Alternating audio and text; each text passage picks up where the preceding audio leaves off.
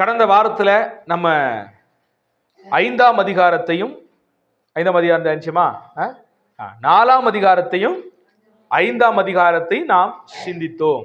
அதிலே 24 மூப்பர்கள் யார் என்பதை நாம் சிந்தித்தோம். அவர்கள் நிச்சயமாக தேவதூதர்கள் அல்ல, அவர்கள் பூமியிலிருந்து மீட்கப்பட்ட பரிசுத்தவான்களுடைய ஒரு கூட்டம்தான் என்பதை குறித்து தியானித்தோம்.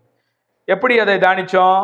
அந்த 5ஆம் அதிகாரத்தில் வசனம் தெளிவாக சொல்லுகிறது அவர்கள் யார் என்பதை. அந்த 24 மூப்பர்கள் யார் என்பதை சொல்லும்போது, தேவரீர் புத்தகத்தை வாங்கவும் அதன் முத்திரைகளை உடைக்கவும் பாத்திரராய் இருக்கிறீர், ஏனெனில் நீர் அடிக்கப்பட்டு சகல கோத்திரங்களிலும் பாஷைக்காரர்களும் ஜனங்களிலும் ஜாதிகளிலும் இருந்து எங்களை தேவனுக்கென்று உம்முடைய இரத்தத்தினாலே மீட்டு கொண்டீர். எங்கள் தேவனுக்கு முன்பாக எங்களை ராஜாக்களும் ஆசாரியர்களும் ஆக்கினீர், நாங்கள் பூமியிலே அரசாளுவோம் என்று புதிய பாட்டை அந்த 24 மூப்பர்களும் என்ன செய்தார்கள்? பாடினார்கள். அவர்கள் நிச்சயமாக பூமியிலிருந்து இயேசு கிறிஸ்துவின் இரத்தத்தால மீட்கப்பட்ட ஜனங்கள் தான் என்பதை நான் உங்களுக்கு சொன்னேன். இந்த அடிப்படையிலே தான் உபத்திரவ காலத்துக்கு முன்பாக சபை எடுத்துக்கொள்ளப்பட்டிருக்க வேண்டும் என்று நாம் விசுவாசிக்கிறோம். ஆனா சில பேர் இதை என்ன செய்யறது இல்லை, விசுவாசிக்கிறது இல்லை. இன்னும் கொஞ்சம் அதிகமாக இந்த சபை எடுத்துக்கொள்ளப்படுதல் என்கிற இந்த ராப்சர் என்கிற விஷயத்தை கள்ளப்போதனை என்றும் சிலர் சொல்லுகிறார்கள். இதையும் நாம் சேர்த்து என்ன செய்ய வேண்டும்? சிந்திக்க வேண்டும். நல்லா புரிஞ்சுக்கிறீங்க, இதை நாம் கள்ளப்போதனை என்று நாம் சொல்ல முடியாது. ஏனென்றால் வேதத்தில் இருக்கிற சில நிகழ்வுகளை நாம் பார்த்து தான் இதை நாம் என்ன செய்யறோம்? போதிக்கிறோம். ஏன் சொல்ல போனா இந்த திரித்துவம் அப்படின்னு சொல்றோம் பாத்தீங்களா, அதையே சிலர் பார்த்தீங்கன்னா கள்ளப்போதனை என்று சொல்லுவார்கள். ஆனா அநேக பரிசுத்தவான்கள் வேத வல்லுநர்கள் ஏற்றுக்கொள்வது என்ன? திரித்துவத்தை குறித்து என்ன செய்யறாங்க? ஏற்றுக்கொள்றாங்க. இந்த திரித்துவத்தை ஏற்றுக்கொள்ளாத கூட்டம் ஒரு முக்கியமான வார்த்தையை பதிவிடுவார்கள். என்னன்னு கேட்டீங்கன்னா, திரித்துவம் என்கிற சொல் வேதாகமத்தில் எங்குமே இல்லை. உண்மைதான், வேதாகமத்திலே திரித்துவம் என்கிற வார்த்தை இல்லைதான். ஆனா திரித்துவம் என்கிற கான்செப்ட் இருக்குது. திரித்துவம் என்கிற அந்த பொருள், அந்த சத்தியம் வேதாகமத்திலே எல்லா இடங்களிலும் நிரம்பி இருப்பதை நம்மால் பார்க்க முடியுது. அதை வைத்துதான் திரித்துவம் என்கிற வார்த்தை என்ன செய்தாங்க? சொல்லாடலை கண்டுபிடித்தார்கள். தெர்த்தூலியன் என்கிறவர் முதலாக என்ன செய்தார்? இந்த திரித்துவம் என்கிற சொல்லாடலை பயன்படுத்தினார். எப்படி பயன்படுத்தினார்? ஏன் பயன்படுத்தினார்? வேதாகமத்திலே அந்த சத்தியம் இருப்பதால் அதற்கு ஒரு பெயரை என்ன செய்கிறார்? வைக்கிறார் என்பதை நம்ம பார்க்கிறோம். அப்ப இதே போலதான் இந்த ரகசிய வருகை என்கிற சொல் வேதாகமத்தில் எங்குமே நீங்க என்ன செய்ய முடியாது? பார்க்க முடியாது. வேதாகமத்திலே ஒரு இடத்துல கூட ரகசிய வருகை என்ற சொல் இல்லை. ஆனால் வேதாகமத்திலே பல இடங்களிலே வருகையை பற்றி இருக்கிறது. ஆதலால் அந்த இன்னொரு கூட்டம் என்ன சொல்லுவாங்கன்னா, வருகை இருக்கிறது ஆனால் ரகசிய வருகை இல்லை என்று என்ன செய்வாங்க? சொல்லுவாங்க. ஆனா சில வசனங்களை அநேகர் ஆராய்ச்சி செய்து, சில வேதத்திலே பதிவு செய்யப்பட்ட சம்பவங்களை ஆராய்ச்சி செய்து, உபத்திரவ காலத்துக்கு முன்பாக திருச்சபை பரலோகத்தில் இருக்கும், அதாவது எடுத்துக்கொள்ளப்படுகிற ஒரு நிகழ்வு இருக்கிறது என்பதை குறித்து என்ன செய்யறாங்க? அடையாளப்படுத்துகிறாங்க. அதிலே ஒரு முக்கியமான ஒன்றுதான் கேட்டீங்கன்னா, இந்த வெளிப்படுத்துதல் புத்தகம் 5ஆம் அதிகாரத்திலே சொல்லப்பட்ட இந்த 9வது வசனம் என்று நான் போன வாரத்தில் என்ன செய்தேன்? உங்களுக்கு சொன்னேன். சரி, இப்ப நம்ம இதை குறித்து ஒரு ஆராய்ச்சி பண்ணுவோம். இப்ப நம்ம ரகசிய வருகை அப்படிங்கிறத குறித்து வெறித்தனமாக நம்புறோமா அப்படின்னு கேட்டா இல்லை. ஆனா நாம அதை என்ன செய்யறோம்? அப்படி ஒரு வருகை இருந்துச்சுன்னா நல்லா இருக்கும், வேதத்திலே சில தகவல்கள் அதை குறித்து எழுதப்பட்டிருக்கிறது அப்படின்னு நினைத்து நாம் இந்த ரகசிய வருகை இருந்தா நல்லா இருக்கும் நம்புறோம். ஒருவேளை ரகசிய வருகை இல்லை, நேரடியாக சபையும் உபத்திரவ காலத்துக்குள் கடந்து போகுது அப்படிங்கும் போது உங்கள யாராவது சோர்ந்து போவீங்களா? சோர்ந்து போவீங்களா? நான் உங்களை பார்த்து கேட்கிறேன், உங்களுடைய மனநிலைமை எப்படி இருக்கும்?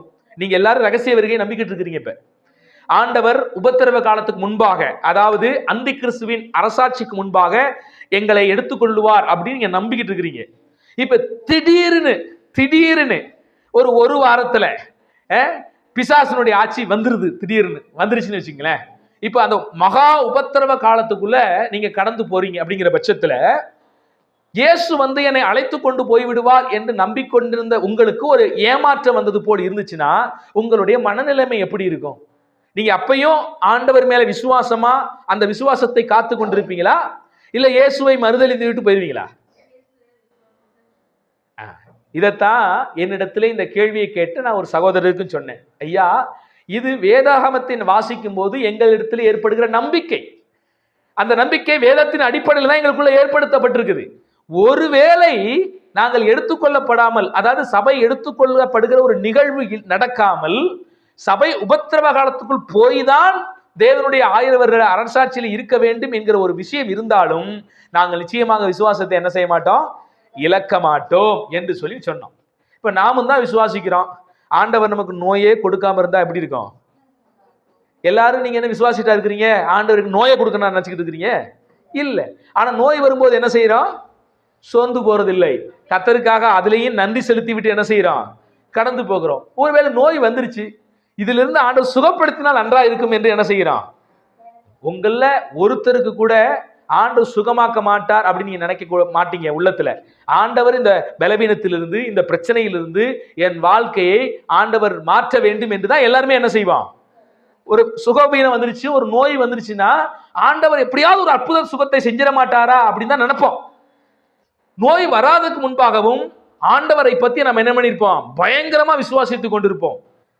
நோய் வந்துருச்சு, இப்ப நீங்க ஜெபம் பண்றீங்க, சில நோய்கள் ஆண்டு சுகமாக்குறார், உண்மைதான். ஒருவேளை சுகமாக்காமலே போறார், அப்ப என்ன பண்ணுவீங்க? அப்பையும் விசுவாசிட்டு தான் இருப்போம். அல்லேலூயா.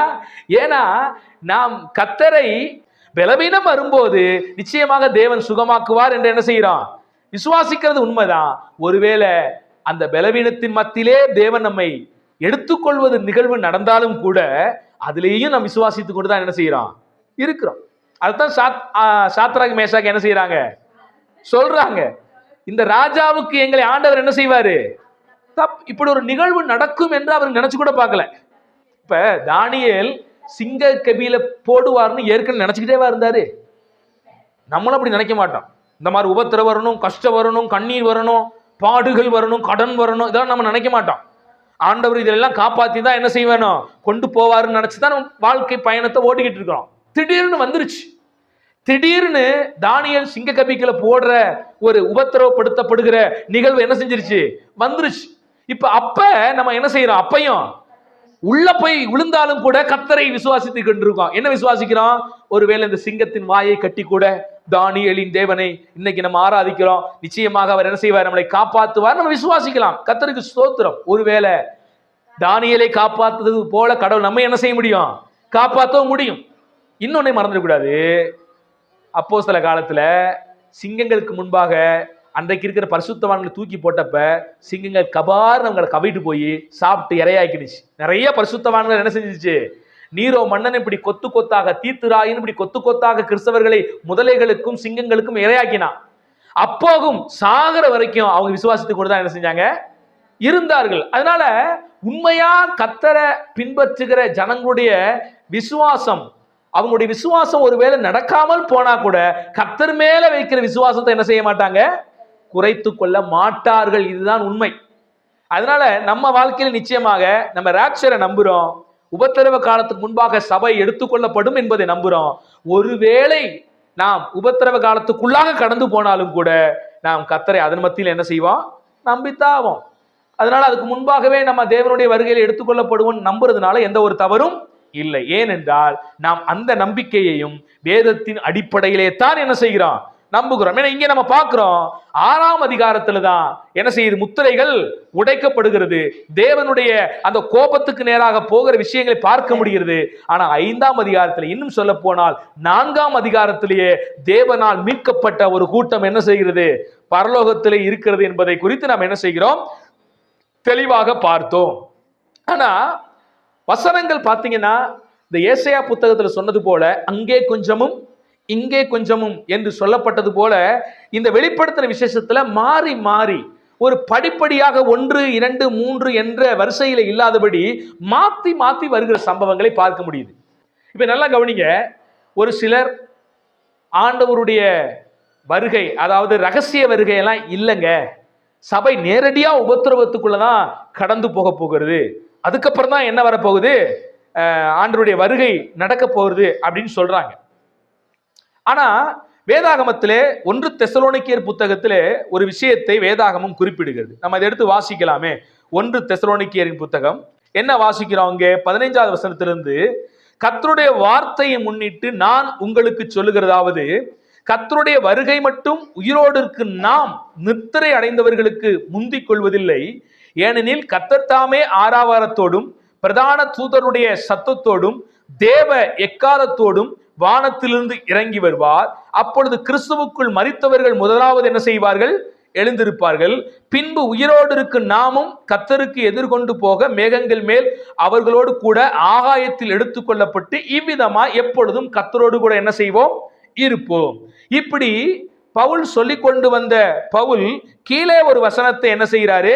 குறிப்பிடுகிறார். அந்த 5ஆம் அதிகாரம் 2வது வசனத்துல நல்லா கவனிங்க. இது இடைப்பட்ட காலத்திலே 4ஆம் அதிகாரம் 5ஆம் அதிகாரம் என்று பிரித்திருக்கிறார்கள். ஆனா பவுல் எழுதுகிற காலத்திலே இது ஒட்டுமொத்தமாக ஒரு பேராகிராஃப், ஒரு லெட்டர் இது. சரிங்களா? அப்ப 5ஆம் அதிகாரத்துக்கு கீழே அப்படியே இல்ல, தொடர்ச்சியாகத்தான் இது ஒரு கட்டுரையை போல என்ன செய்கிறது? வருகிறது. இப்ப நல்லா கவனிங்க. இந்த வருகையின் விஷயத்தை சொல்லிக்கொண்டு வரும்போது என்ன சொல்கிறார்? இரவிலே திருடன் வருகிற விதமாய் கர்த்தருடைய நாள் என்ன செய்யும்? வரும், நீங்களே அறிவீர்கள். சமாதானமும் சவுக்கியமும் உண்டு என்று அவர்கள் சொல்லும் போது கர்ப்பவதியானவளுக்கு வேதனை வருகிறது போல அழிவு சடுதியா என்ன செய்யும்? ஆமா, வரும். இதெல்லாம் வெளிப்படுத்துற விஷயத்துல நம்ம பார்க்கிறோம். சகோதரரே, அந்த நாள் திருடனை போல உங்களை பிடித்துக் கொள்ளத்தக்கதாக நீங்கள், இந்த நல்ல வசனத்தை வாசிங்க. 4ஆம் வசனம், சகோதரரே அந்த நாள் திருடனை போல உங்களை பிடித்துக் கொள்ளத்தக்கதாக நீங்கள் அந்தகாரத்தில் இருக்கிறவர்கள் அல்லவே அப்படின்னு குறிப்பிடுறார். இந்த குறிப்பிட்ட வசனத்தை பார்த்தீங்கன்னா 2 விதத்துல சொல்றாங்க. ஒண்ணு என்னன்னா, அந்த நாள் உங்களை பிடிக்காது.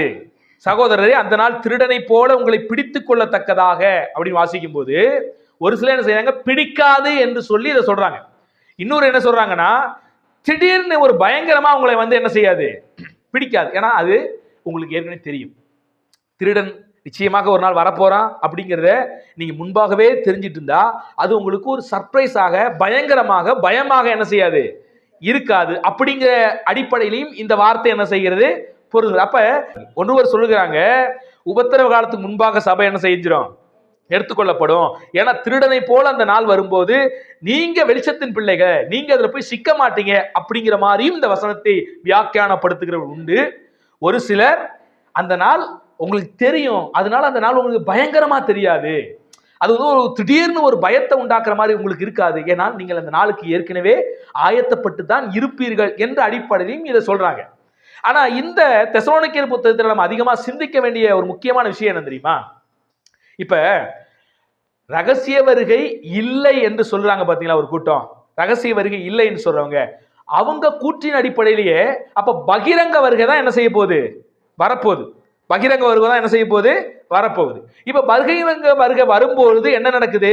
மரித்தோர்கள் உயிர் தெழுறாங்க, இருக்கிறவங்க எல்லாம் சேர்ந்து 1000 வருட அரசாட்சி இங்க பண்ணதுக்கு அப்புறம் பரலோகம் போறோமா, அல்லது பரலோகம் போனதுக்கு அப்புறம் மறுபடியும் இங்க 1000 வருஷம் அரசாட்சி செய்ய போறோமா?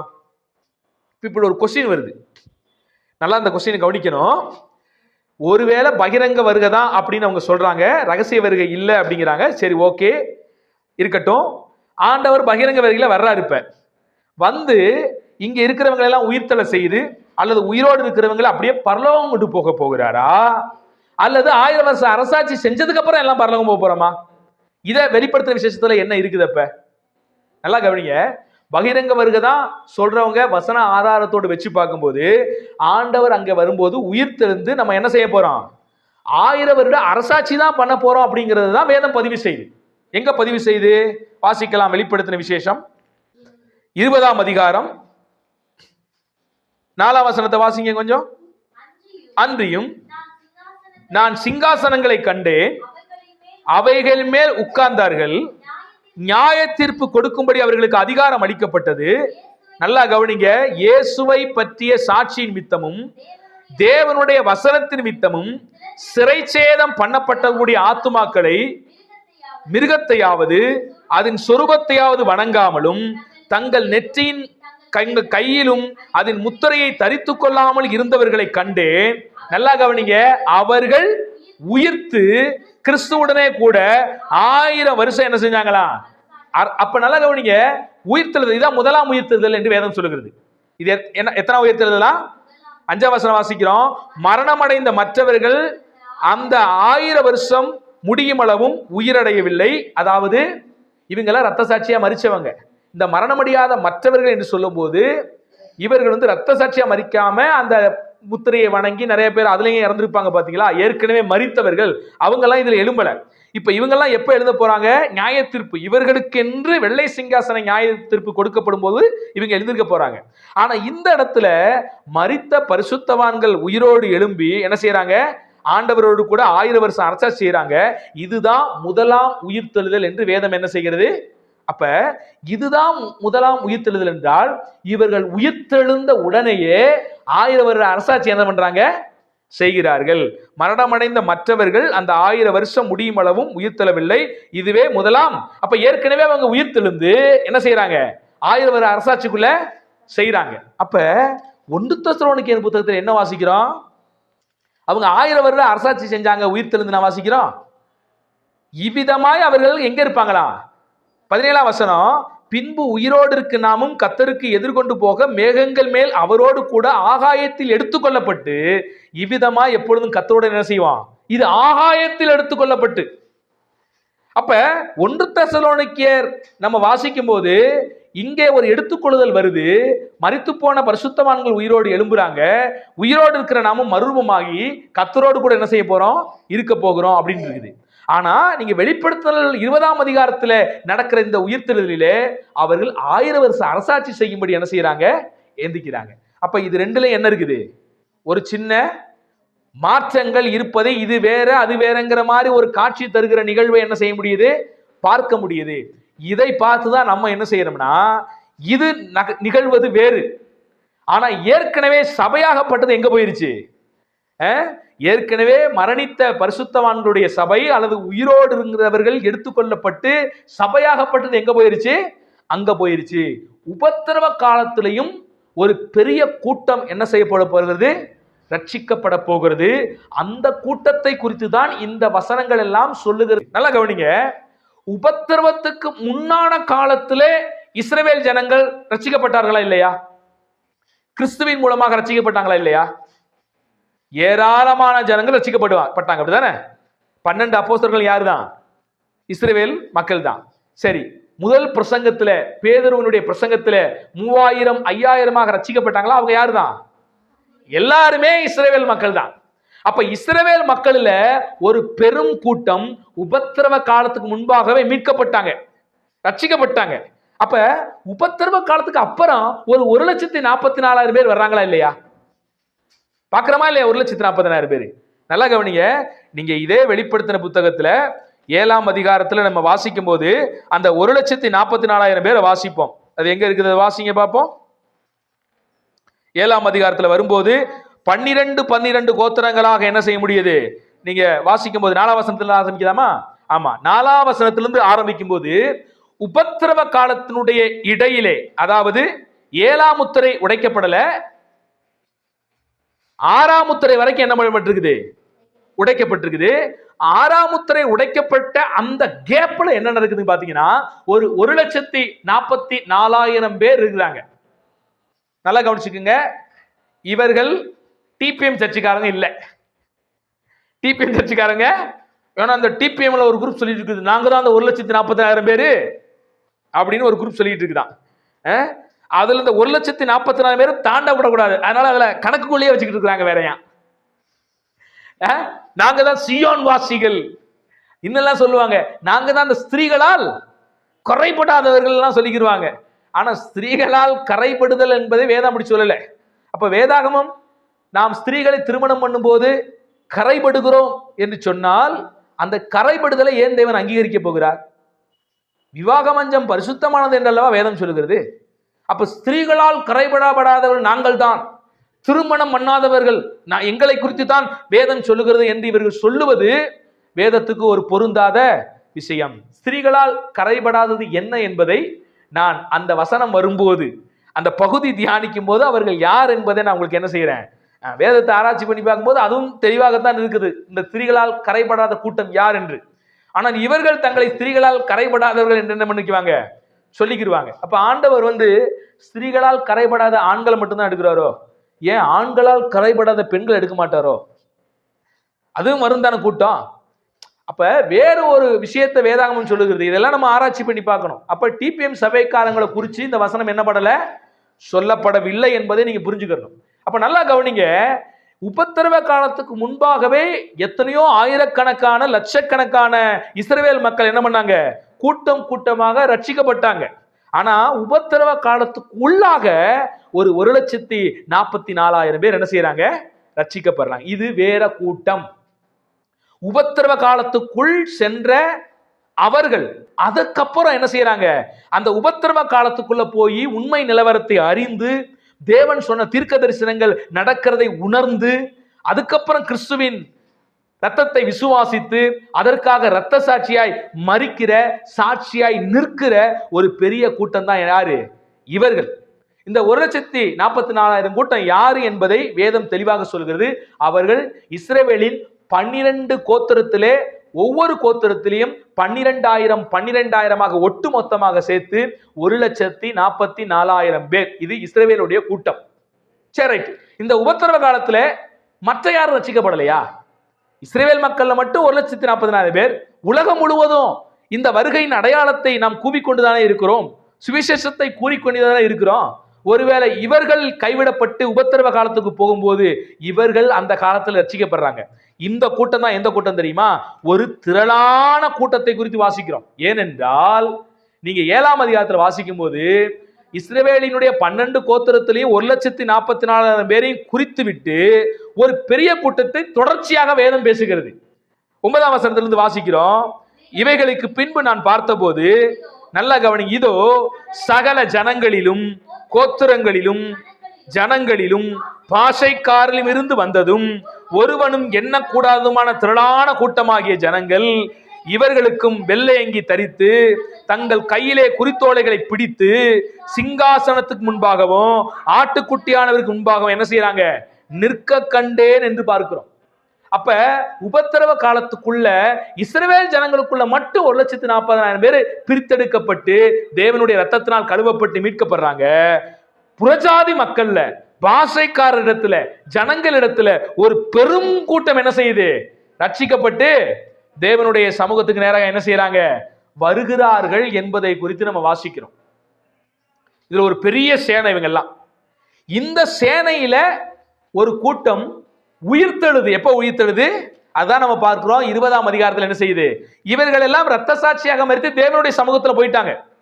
ஆனா மீண்டுமாக பூமியிலே ஆவிக்குரிய அந்த உடலை தரித்து கொண்டு என்ன செய்யறாங்க, 20ஆம் அதிகாரத்தில் வந்து 1000 வருஷ அரசாட்சிக்குள்ள என்ன செய்யறாங்க, ஒரு பெரிய கூட்டம் பங்கெடுக்குது. இரத்த சாட்சியின் கூட்டம் பங்கெடுக்குது. நீங்க வெளிப்படுத்தல 20ஆம் அதிகாரத்துல 1000 வருஷ அரசாட்சியில ஒரு 2 குரூப்பை நம்மளால அங்க பார்க்க முடியுது. நீங்க அந்த வசனத்தை துல்லியமாக வாசிங்களா அப்படின்னு எனக்கு தெரியல. நல்லா கவனிங்க. வெளிப்படுத்தின விசேஷம் 20ஆம் அதிகாரத்துல 4ஆம் வசனத்திலேயே ஒரு 2 குரூப் இருக்குது. நான் ஏற்கனவே சொன்னேன், அவர்கள் உயிர்த்து என்ன செஞ்சாங்க, ஆண்டவரோடு கூட 1000 வருஷம் அரசாட்சி செஞ்சாங்க. இதுதான் முதலாம் உயிர்த்தெழுதல் பார்க்கிறோம். ஆனா இந்த முதலாம் உயிர்த்தெழுதலின் கூட்டத்திலே 2 கூட்டம் இருக்குது. அதைத்தான் நம்ம வாசிக்கிறோம். அன்றியும் நான் சிங்காசனங்களை கண்டேன், அவைகளின் மேல் உட்கார்ந்தார்கள். இவர்கள் ஒரு கூட்டம். நியாய தீர்ப்பு கொடுக்கும்படி அவர்களுக்கு என்ன பண்ணப்பட்டிருக்குது. இது என்ன கூட்டம்? அப்ப நல்லா கவனிங்க, இது ஒரு கூட்டம் தனியா இருக்குது. 2வதாக ஒரு கூட்டம் என்ன வாசிக்கிறோம், உபத்திரவ காலத்துக்குள்ள அந்த சொரூபத்தை வணங்காம அதன் முத்திரையை தரிக்காம இருந்த இரத்த சாட்சியா மரித்த ஒரு கூட்டம் என்ன செய்யுது, உயிர்த்தெழுது. உயிர்த்தெழுந்து அவர்கள் அந்த முதலாம் உயிர்த்தெழுதல என்ன செய்யறாங்க, பங்கெடு. அப்ப 20ஆம் அதிகாரத்தில் 2 கூட்டம் இருக்குது. அப்ப முதல் கூட்டம் யாரு? 2வது கூட்டம் இந்த உபத்திரவ காலத்துக்குள்ள போய் இரத்த சாட்சியா மரித்த கூட்டம் முதலாம் உயிர்த்தெழுதல் என்ன செய்யுது, பங்கடைஞ்சு 1000 வருஷம் அரசாட்சி பண்ணுது. சிங்காசனத்துல ஒரு கூட்டம் ஏற்கனவே உட்கார்ந்து இருக்குது. அந்த கூட்டம் யாரு? நோ. நல்லா கவனிங்க, கூட்டத்தை இங்க ஒட்டுமொத்தமா சேர்க்குது. இங்க தனித்தனியா பிரிக்கல. இஸ்ரவேல் ஜனங்களை தனியாவும் புறஜாதிகளை தனியாவும் 20ஆம் அதிகாரத்தில் என்ன செய்யல, குறிக்கல. ஒட்டுமொத்த கூட்டமாக தான் குறிக்குது. ஆக மொத்தம் இவங்கெல்லாம் யாரு, சொரூபத்தை வணங்காம நெற்றியில முத்திரையை தரிக்காம இருந்த கூட்டம். எனது ஒரு பெரிய கூட்டம், ஒரு சேனை. இதுல இவ்வளவு பேர் தான் அப்படி நீங்க குறிப்பிடப்படல, அப்படித்தானே? இவ்வளவு பேர் தான் என்ன செய்யல, குறிப்பிடப்படலை. இவங்க எல்லாம் ரத்த சாட்சியாக அந்த உபத்திரவ காலத்துல மரித்த கும்பல் உயிரோடு என்ன செய்யுது? எழும்பி 1000 வருஷம் அரசாட்சி செய்யுது. அது போல சிங்காசனத்திலே அமர்ந்திருக்கிற ஒரு கூட்டம், அந்த குழுமத்தினுடைய ஒட்டுமொத்த தொகையும் தான் இது சிங்காசனம். ஏன் தெரியுமா? ஆண்டவர் வேதாகமத்தை நீங்க நல்லா வாசிக்கும் போது 2 விதமான கூட்டத்துக்கு நியாய தீர்ப்பை கொடுக்கிற அதிகாரத்தை கொடுப்பதாக நீங்க இயேசு கிறிஸ்து சொன்னதாகவே வேதாகமத்தில் வரும். இப்ப நல்லா கவனிங்க, நுணுக்கமா பைபிள் வாசவங்க யாராவது ஒருத்தர் பதில் சொல்லுங்க. 12 பேரும் அப்போஸ்தலர்கள் இருக்கிறாங்கல்ல, அப்போஸ்தலர்கள் 12 பேருக்கும் ஒரு நியாய தீர்ப்பு அதிகாரத்தை கொடுத்தார். யாருக்கு நியாய தீர்ப்பு கொடுக்கிற அதிகாரத்தை அவர்கள் கொடுத்தாரு? அப்போஸ்தலர்களுக்கு. எங்கேயாவது வாசிச்சிருக்கீங்களா? இப்ப அந்த வசனத்தை தேடி நம்ம வாசிக்க போறோம். ஏன்னா புரிஞ்சுக்கிறேன்னா இதை நீங்க வாசிச்சா மட்டும்தான் புரியும். வாசிக்கலாம். நானே கண்டுபிடிச்சிட்டேன். மத்தேயு புத்தகம் 19ஆம் அதிகாரம் 27ஆம் வசனத்தை வாசிக்கலாம். அப்பொழுது பேதுரு அவரை நோக்கி, இதோ நாங்கள் எல்லாவற்றையும் விட்டு உம்மை பின்பற்றுகிறோமே, எங்களுக்கு என்ன கிடைக்கும் என்றான். அதற்கு இயேசு, நல்லா கவனிங்க, மறுஜென்ம காலத்திலே மனுஷகுமாரன் தம்முடைய மகிமையுள்ள சிங்காசனத்தின் மேல் வீற்றிருக்கும் போது என்னை பின்பற்றின நீங்களும் இஸ்ரவேலின் 12 கோத்திரங்களையும் நியாயம் தீர்க்கிறவர்களாய் 12 சிங்காசனங்களின் மேல் வீற்றிருப்பீர்கள் என்று மெய்யாகவே உங்களுக்கு. அப்ப நல்லா கவனிங்க, 12 அப்போஸ்தலர்களுக்கும் தேவன் நியாய தீர்ப்பு கொடுக்கிற ஒரு அதிகாரத்தை கொடுக்கிறார். யாருக்கு நியாய தீர்ப்பை கொடுக்கிற ஒரு அதிகாரத்தை கொடுக்கிறார்னு கேட்டீங்கன்னா, இஸ்ரவேலுடைய 12 கோத்திரங்களையும் நியாயம் தீர்க்கக்கூடிய அதிகாரத்தை என்ன செய்யறாரு? கொடுக்கிறார். ஆனா ஆண்டவர் தான் சிங்காசனத்துல உட்கார்ந்து இருக்கிறாரு. ஆனா பக்கத்துல உட்கார்ந்துகிட்டு நீ நியாய தீர்ப்பு கொடுன்னு 12 அப்போஸ்தலர்களுக்கு என்ன செய்யறாரு?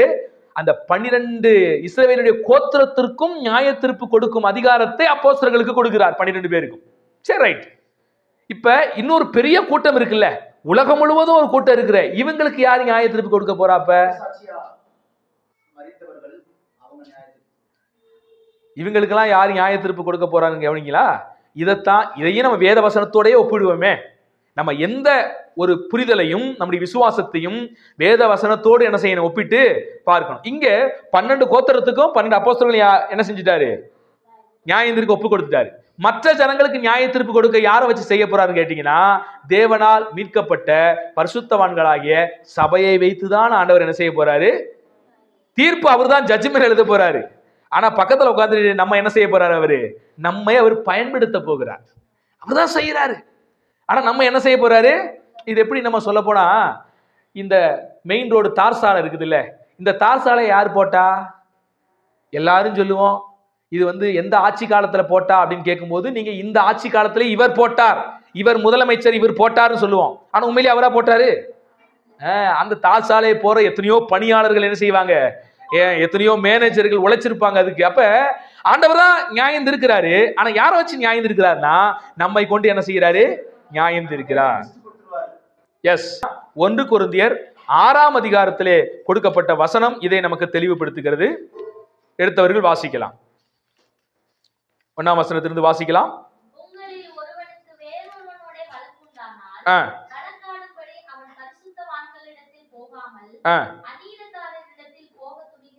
நல்லா கவனிங்க, 1 கொரிந்தியர் 6ஆம் அதிகாரம் 2ஆம் வசனம், பரிசுத்தவான்கள் உலகத்தை நியாயம் தீர்ப்பார்கள் என்று அறியீர்களா? உலகம் உங்களால் நியாயம் தீர்க்கப்படுவதா இருக்க அற்ப வழக்குகளை தீர்க்க உங்களுக்கு அபாத்திரரா? இந்த வசனம் பாத்தீங்கன்னா கொரிந்திய சபைக்கு எழுதப்பட்ட, அதாவது புறஜாதிகளுக்கு மெயினாக எழுதப்பட்ட ஒரு நிருபம். இந்த நிருபத்திலே பவுல் சொல்லும்போது என்ன சொல்றாரு? பரிசுத்தவான்களை பார்த்து, சபையை பார்த்து, மீட்கப்பட்ட பிள்ளைகளை பார்த்து, நீங்கள் உலகத்தை என்ன செய்ய போறீங்க? நியாயம் தீர்க்க போறீங்க. அப்ப இதுல நல்லா கவனிக்கணும், 12 அப்போஸ்தலர்களும் 12 கோத்திரங்களை இயேசு கிறிஸ்து மூலியமா என்ன செய்ய போறாங்க? நியாயம் தீர்க்க போறாங்க. சகல ஜனங்களையும், உலகத்தை பரிசுத்தவான்கள், சபை ஆண்டவர் இயேசு கிறிஸ்து மூலியமாக நியாய தீர்ப்பு செய்ய போகிறது. இதைத்தான் வேதம் அழகாக என்ன செய்கிறது? பதிவு செய்கிறது. இடையிலே ஆண்டவர் ஒரு வார்த்தையை சொல்லி இருக்கிறார். அதையும் கூட நம்ம என்ன செய்யலாம்? சுருக்கமாக தியானிச்சுட்டு மீண்டும் நான் இந்த பகுதிக்கு வர்றேன். ஆண்டவர் இயேசு கிறிஸ்து ஒரு இடத்துல சொல்லும் போது, இங்கே நிற்கிறவர்களில் சிலர், தேவனுடைய ராஜ்யம் வருமளவும் மரணத்தை ருசி பார்ப்பதில்லை என்று ஒரு வார்த்தை சொல்லியிருப்பார். அது எங்கேயாவது வாசித்த ஞாபகம் உங்களுக்கு இருக்குதா? இது எங்க இருக்குது அப்படின்னு கேட்டீங்கன்னா, மத்தேயு 16ஆம் அதிகாரம் 28ஆம் வசனத்திலே நாம் இதை வாசிக்கிறோம். இங்கே நிற்கிறவர்களில் சிலர் மனுஷகுமாரன் தம்முடைய ராஜ்யத்தில் வருவதை காண முன் மரணத்தை ருசி பார்ப்பதில்லை என்று மெய்யாகவே மெய்யாகவே உங்களுக்கு சொல்லுகிறேன் என்று என்ன செய்கிறாரு? சொல்லுகிறார். இதற்கு அடுத்த பகுதியில தான் என்ன நடக்குதுன்னு கேட்டீங்கன்னா, நீங்க தொடர்ச்சியா வாசிக்கும் போது மறுரூப மலையினுடைய நிகழ்வு நடக்கிறது. அதனால அநேக வேத ஆராய்ச்சியாளர்கள் என்ன சொல்றாங்கன்னா, இயேசு கிறிஸ்து இரண்டாம் வருகையை குறித்து இந்த இடத்துல அவர் சொல்லல. அவரு இரண்டாம் வருகையினுடைய மகிமையின் அடையாளமாக மறுரூப மலையிலே தம்முடைய சீசர்களுக்கு காண்பித்த நிகழ்வை குறித்து அவர் இங்கே பேசுகிறார் என்று இந்த வசனத்துக்கு ஒப்பிடுறாங்க. ஏன்னா மறுரூப மலையினுடைய அந்த மகிமை என்னன்னு கேட்டீங்கன்னா, ஆண்டவராகிய இயேசு கிறிஸ்துனுடைய இரண்டாம் வருகையினுடைய ஒரு நிழல் தான், ஒரு மகிமை தான். என்னன்னு கேட்டீங்கன்னா, அந்த மறுரூப மலை. அங்கே யார் இருந்தாங்க? மரித்து போன பரிசுத்தவான்கள், எலியா போன்றவர்கள், எலிசா போன்றவர்கள் என்ன செய்யறாங்க? வந்து காட்சி அளிக்கிறாங்க. அங்கே ஒரு கூடாரம் போட்டு நாம் தங்கி விடுவோம் என்று அந்த பிரசன்னத்திலே சீசர்கள் எல்லாம் சொல்லிக் கொள்கிற விஷயத்தெல்லாம் என்ன செய்யறோம்? பார்க்கிறோம். அப்ப இதை அடையாளப்படுத்தும்படியாக தான் இயேசு இந்த வார்த்தை சொன்னாரே ஒழிய இரண்டாம் வருகை குறித்து சொல்லவில்லை என்று சொல்லி சில பரிசுத்தவான்கள், வேத ஆராய்ச்சியாளர்கள் என்ன செய்யறாங்க? இதை சொல்லுகிற ஒரு நிகழ்வும் உண்டு. ஆனா ஒண்ணு மட்டும் புரிஞ்சுக்கணும், வருகை என்பது நிச்சயமாக இருக்கிறது என்பதை வேதம் ஆணித்தரமாக சொல்லுகிறது. அதுல ரகசிய வருகை எப்படி நடக்கும், பகிரங்க வருகை எப்படி இருக்கும், இதிலே ஒரு தெளிவு நமக்கு புரிவதற்கு என்ன செய்யுது? கொஞ்சம் கடினமாக இருக்கிறது. சரி, இவ்வளோ விஷயத்துக்குள்ள நம்ம வந்துட்டோம். இப்ப ஒரு முக்கியமான விஷயங்கள், 1 தெசலோனிக்கேயர் புத்தகத்துல ஒரு ராப்சர் இருக்கிறத குறித்து என்ன செய்யறோம்? இவ்விதமாய் நாம் கர்த்தரோடு கூட என்ன செய்வோம்? இருப்போம் என்று சொல்லி நம்ம பார்த்தோம் ஏற்கனவே. அதே சமயத்தில் வெளிப்படுத்தின விசேஷத்துல 20ஆம் அதிகாரத்துல என்ன செஞ்சோம்? அதே மாதிரி தேவனுடைய அந்த நாளை குறித்து 1000 வருஷ அரசாட்சியை பார்த்தோம். இந்த ரெண்டுக்கும் உள்ள வித்தியாசத்தை நம்ம கவனிச்சோம். 1 தெசலோனிக்கேயர் 5ஆம் அதிகாரத்திலே சொல்லப்பட்ட விஷயங்கள் என்ன? அவர்கள் உயிர்த்து எங்க போயிட்டாங்க? பரலோகம் போயிட்டாங்க. ஆனா வெளிப்படுத்தின விசேஷம் 20ஆம் அதிகாரத்துல அவர்கள் முதலாம் உயிர்த்தெழுதலை பங்கடைந்து 1000 வருஷ அரசாட்சிக்குள்ள இருக்கிறாங்க. அப்ப இது ரெண்டும் வெவ்வேறை குறிக்கிறதா அல்லது ஒரே நிகழ்வை குறிக்கிறதா? வேலிபிளான ஒரு விஷயம் என்னன்னா, ரெண்டுக்கும் ஒரு பெரிய டிஃபரண்ட் என்னன்னா, தெசலோனிக்கேயர் புத்தகத்துல அவங்க உயிர்த்து நேரடி எங்க போறாங்க? பரலோகம் போயிடுறாங்க. வெளிப்படுத்தின விசேஷம் 20ஆம் அதிகாரத்துல அவங்க உயிர்த்தெழுந்து என்ன செய்யறாங்க? 1000 வருஷ அரசாட்சிக்குள்ள என்ன செய்யறாங்க? போறாங்க. இப்ப ரெண்டும் ஒரே நிகழ்வு என்று நான் எப்படி சொல்லுவது? 1 தெசலோனிக்கேயர் புத்தகத்தில் சொல்லப்பட்டது சபை எடுத்துக்கொள்ளப்படுதல் என்றும், வெளிப்படுத்தின விசேஷம் 20 சொல்லப்பட்டது இரத்த சாட்சியாய் மரித்த, உபத்திரவ காலத்துக்குள்ள போய் இரத்த சாட்சியாய் மரித்த அந்த கூட்டம் என்ன செய்யுது? அவர்கள் உயிர்த்தெழுதல் அடைகிறாங்க என்பதை குறித்து எழுதப்பட்டிருக்கு. திருச்சபையாகப்பட்டது நிச்சயமாக உபத்திரவ காலத்துக்கு முன்பாக பரலோகத்தில் இருக்கிறதுக்கு அதிகமான வாய்ப்புகள் கொண்ட வசனங்கள் பைபிள்ல என்ன செய்யுது? அநேகமாகவே இருக்கிறது என்பதை நாம் புரிந்து கொள்ள முடிகிறது. ஏன் அப்படின்னு கேட்டீங்கன்னா, வெளிப்படுத்தல் 2ஆம் அதிகாரத்தில் நம்ம வாசிக்கும் போது சொரூபத்துக்கு முன்பாக வணங்காமல் முத்திரையை பதிக்காமல் இருந்தவர்கள் என்ன செய்யறாங்க? உயிர்த்தெழுந்து 1000 வருஷ அரசாட்சிக்குள்ள போறாங்க வாசிக்கிறோம். ஆனா ஒரு பெரிய கூட்டம் ஏற்கனவே சிங்காசனத்தில் அமர்ந்திருக்கிற ஒரு கூட்டத்தை நாம் வைத்து பார்க்கும் பொழுதும், வெளிப்படுத்தின விசேஷம் 6ஆம் அதிகாரத்திலே உபத்திரவ காலத்துக்குள்ள அந்த முத்திரை உடைக்கப்படுகிற காலத்துக்கு முன்பாகவே தேவனுடைய இரத்தத்தால் மீட்கப்பட்ட பரிசுத்தவான்கள் பரலோகத்திலே இருக்கிற அந்த விஷயங்களை நாம் சிந்திக்கிற பொழுதும், அப்ப உபத்திரவ காலத்துக்கு முன்பாக நிச்சயமாக சபை ஒரு பெரிய சேனை பரலோகத்தில் இருக்கிறது என்பதை நம்மால் என்ன செய்ய முடியுது? ஓரளவுக்கு நம்ம சிந்திக்க முடியுது. ரெண்டாவது, நீங்க இன்னும் ஆழமா நீங்க சிந்திச்சீங்கன்னா, 7ஆம் முத்திரை உடைக்கப்படுவதற்கு முன்பாகவே 6ஆம் முத்திரையினுடைய காலகட்டத்திலேயே ஒரு பெரிய இரத்த சாட்சியின் கூட்டம் என்ன செஞ்சிருச்சு? அவர்களும் பரலோகத்தில் இருக்கிற தரிசனத்தை யார் பார்க்கிறா? யோவான் பார்க்கிறதையும் நம்ம என்ன செய்ய முடியுது? பார்க்க முடிகிறது. இப்ப என்ன இதுல ஒரு முக்கியமான விஷயம் என்னன்னா, கைவிடப்பட்ட சூழ்நிலையிலே ஒரு சில கூட்டம் உபத்திரவ காலத்திலே ஒரு பெரிய கூட்டம் என்ன செய்ய போகுது? மீட்கப்பட்டு பரலோகத்துல போக போகுது. அது இஸ்ரவேலுக்குள்ளும் ஒரு கூட்டம், புறஜாதிகளுக்குள்ளும் ஒரு பெரும் கூட்டம் ரட்சிக்கப்பட்டு என்ன செய்ய போகுது, போக போகுது. ஆனா நிச்சயமாக இவை அனைத்துமே 7ஆம் முத்திரை உடைக்கப்படுவதற்கு முன்பாக என்ன செய்ய போகிறது, நடந்தேற போகிறது என்பதை மட்டும் நம்ம உறுதி செய்ய முடியும். ஏன்னா இந்த 7ஆம் முத்திரைக்கு அப்புறம்தான் கொடூரமான காலங்கள் நடக்க போகிறது. சகிக்கவே முடியாத கலசங்கள் ஊற்றப்படுகிற விஷயங்கள்லாம் அதுக்கப்புறம் தான் என்ன செய்ய போகுது, நடக்க போகிறது. 7 தூதர்களை பின்பாக நம்ம பார்க்க போறோம். அவங்க கிட்ட 7 கலசங்கள் கொடுக்கப்படுகிறது. அந்த 7 கலசங்களும் தேவனுடைய கோபாக்கினின் கலசங்கள்னு பார்க்கிறோம். அவர் அதெல்லாம் ஒவ்வொரு கலசங்களாக பூமியின் மேல் என்ன செய்யப்படுகிறது, ஊற்றப்பட போகிறது. இது எல்லாம் பயங்கரமான ஆண்டவருடைய நியாய தீர்ப்புக்குள்ளாக கடந்து போக செய்கிற ஒரு அனுபவங்களை குறித்து நம்ம வாசிக்கிறோம். அது வர்ணிக்கவே முடியாத ஒரு கொடுமையான நாட்களாக அந்த நாட்கள் என்ன செய்ய போகிறது, இருக்க போகுது. அந்த நாட்களுக்கு முன்பாகவே ஆண்டவர் தம்முடைய பரிசுத்தவான்கள் என்ன செஞ்சாரு, பரலோகத்துக்கு கொண்டு போய் விடுகிறார் என்பதை நாம் முழுமையாக என்ன செய்ய முடியும், நம்ப முடிகிறது. சோ அருமையான தேவனுடைய பிள்ளைகளே, கொஞ்சம் வெளிப்படுத்தின விசேஷன் உங்களுக்கு புரிந்து கொள்வதற்கு கடினமாக இருந்தாலும் ஒண்ணு மட்டும் நம்ம புரிஞ்சுக்கலாம். எப்படியாக இருந்தாலும் கடினமான காலங்களுக்கு முன்பாக தேவன் நம்ம என்ன செய்ய போகிறாரு, எடுத்துக்கொள்ள போகிறார் என்பதை குறித்து நாம என்ன செய்ய முடியும், புரிந்து கொள்ள முடியும்.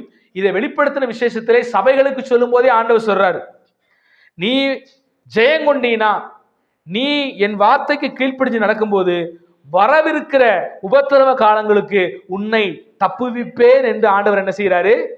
எந்த சபையை பார்த்து ஆண்டவர் பேசுறாரு, இது எந்த சபையை பார்த்து ஆண்டவர் பேசுறாரு? 3ஆம் அதிகாரம் 10ஆம் வசனம், என் பொறுமையை குறித்து சொல்லிய வசனத்தை நீ காத்து கொண்டபடியினால் பூமியின் குடியிருக்கிறவர்களை சோதிக்கும்படியாக பூச்சக்கரத்தின் மேலெங்கும் வரப்போகிற சோதனை காலத்துக்கு தப்பும்படி நானும் உன்னை என்ன செய்வேன், தப்பும்படி நானும் உன்னை காப்பேன்கிறார்.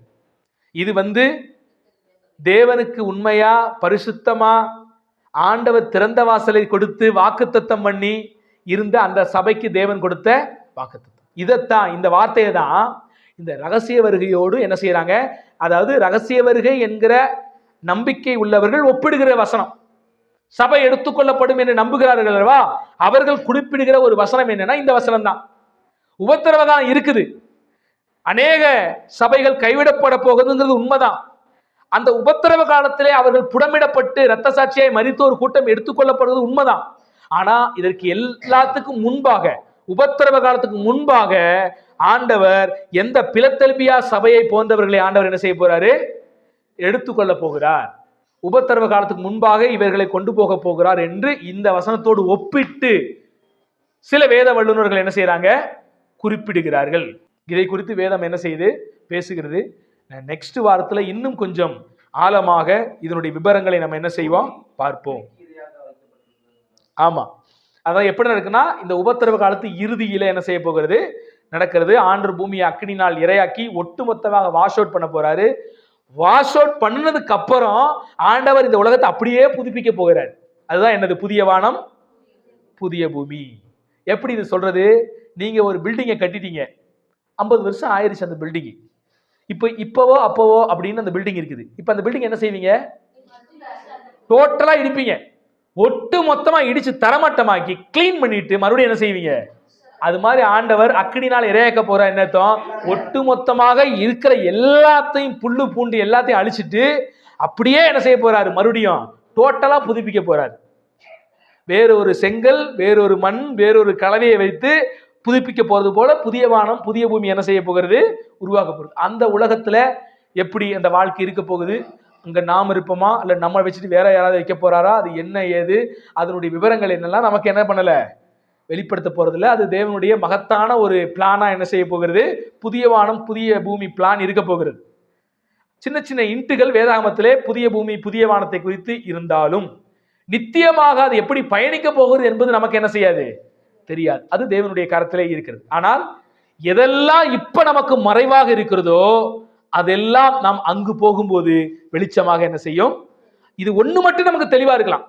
அதனால இங்க இருக்கிற அறிவோடு, இங்க இருக்கிற விஷயத்தோடு கூட, மாம்சத்தோடு கூட, இங்க இருக்கிற ஞானத்தோடு கூட தெய்வீக காரியங்களை பூரணமாக நம்மால் என்ன செய்ய முடியல, புரிந்து கொள்ள முடியாம இருக்கிறது. ஆனா சில வெளிச்சங்களை தேவன் என்ன செய்கிறார்? நமக்கு தருகிறார். போதுமான வெளிச்சங்களை தருகிறார். இது போதும் அப்படிங்கிற வெளிச்சத்தை தந்துடுறாரு. மற்ற வெளிச்சமெல்லாம் நமக்கு என்ன செய்ய போகுது? அங்கதான் நம்ம வார்த்தையால் வர்ணிக்க முடியாத ஒரு மகிமையான ஒரு ஆசீர்வாதத்தை தேவன் நித்தியத்தில் நமக்கு என்ன செய்யறாரு? வைத்திருக்கிறார். கர்த்தர் நம்மை ஆசீர்வதித்து காக்கட்டும்.